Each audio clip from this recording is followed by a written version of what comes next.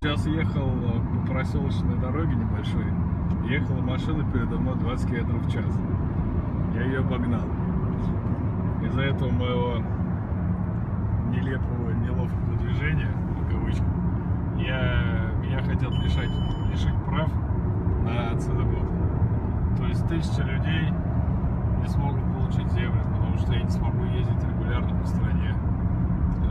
Я не смогу нормально зарабатывать деньги, не смогу вкладываться в разные благотворительные и неблаготворительные проекты. То есть я не смогу почти ничего делать, потому что у нас современная система заточена все под движение на автомобилях.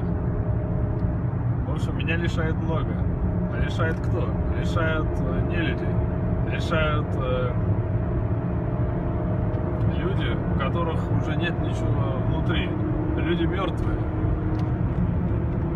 У них нет ничего живого. Это, блядь, роботы, машина. Ты им говоришь: друже, блядь, мы же должны помогать друг другу, мы должны выручать. Ну да, косяк небольшой. Ну давай помогать друг другу, давай как бы действовать по-человечески. Вот говорил вначале с обычными людьми, потом говорил с...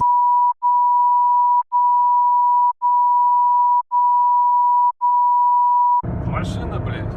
То есть это просто, блядь, это чмо, блядь, последнее. То есть у нас закон, мы вот так не можем. Но я верю, что они могут.